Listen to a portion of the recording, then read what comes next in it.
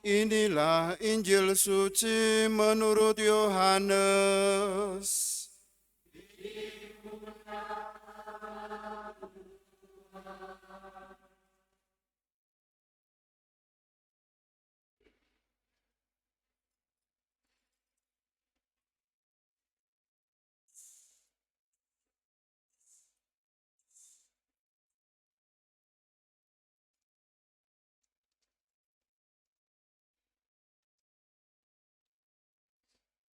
Dalam perjamuan malam terakhir, sesudah Yudas meninggalkan ruang perjamuan, berkatalah Yesus kepada para murid yang lain, "Sekarang Putra Manusia dimuliakan, dan Allah dimuliakan di dalam Dia.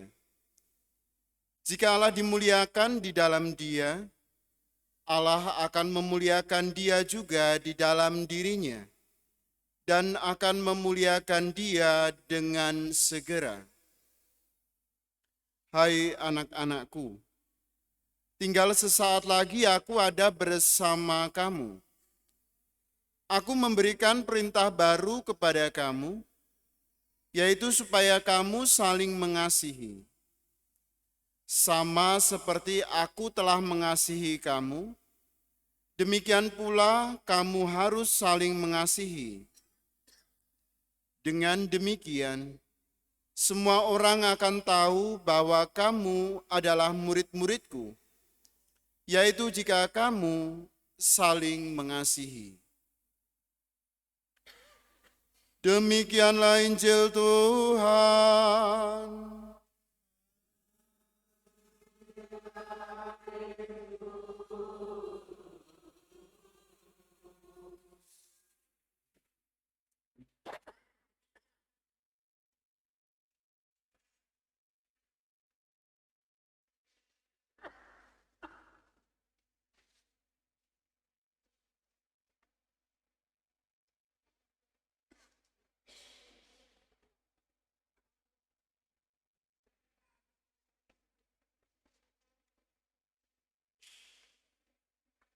Aku memberikan perintah baru kepadamu, yaitu supaya kamu saling mengasihi. Saudara-saudari yang terkasih, selamat malam.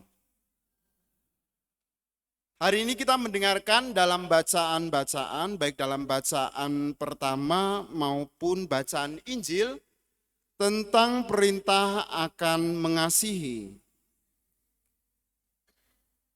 Dalam kehidupan manusia, setiap orang yang berada di tempat baru membutuhkan waktu untuk beradaptasi, untuk mengenal situasi, untuk mengenal orang-orang yang ada di sekitarnya, dan untuk mengenal banyak hal sehingga dia dapat melakukan sesuatu yang berguna bagi orang-orang yang ada di sekitarnya.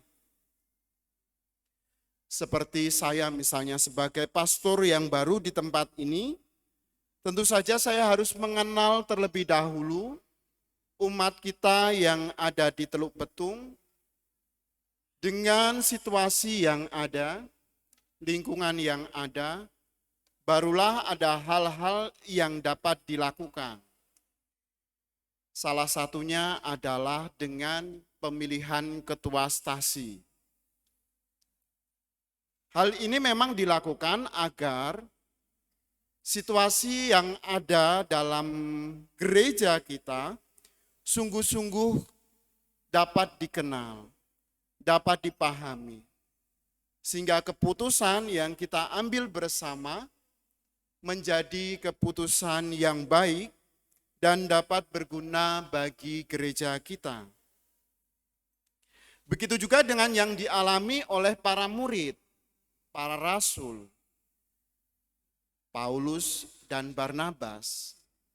Ketika mereka diutus untuk pergi ke tempat-tempat lain, ke tempat-tempat yang asing, yang tidak mereka kenal. Tentu saja mereka ada rasa untuk beradaptasi terlebih dahulu dengan situasi setempat, dengan budaya yang mereka kunjungi. Tetapi berkat pengalaman kebangkitan Yesus Kristus, mereka mampu mewartakan sabda Allah, mewartakan kabar gembira. Dan ketika mereka sudah meninggalkan tempat itu, Paulus dan Barnabas tidak melupakan mereka. Bahkan dalam bacaan pertama kita mendengar tadi, bagaimana Paulus dan Barnabas mengunjungi untuk kedua kalinya umat yang ada di Listra, Ikonium, dan Antiokhia. Kabar gembira yang diwartakan oleh Paulus dan Barnabas tentu saja bersumber dari pengalaman kebangkitan Kristus, sehingga mereka mampu mewartakan kabar sukacita itu kepada orang-orang asing. Dan di sana pun mereka menetapkan para penatua-penatua bagi jemaat setempat, atau dapat disebut sebagai pemimpin mereka, yang menuntun mereka agar tetap setia kepada Allah. Dan pesan Paulus dan Barnabas bagi umat-umat yang mereka kunjungi adalah agar mereka setia, bertekun kepada Allah, dan setia kepada Allah sendiri. Hal itu didasarkan pada cinta kasih. Dan hal ini sudah ditekankan Yesus sendiri dalam perjamuan malam terakhir, ketika Yesus bersama dengan murid-muridnya. Pada waktu itu Yesus memberikan perintah baru, yaitu supaya mereka saling mengasihi satu dengan yang lain. Kasih persaudaraan antar jemaat harus ada pada mereka.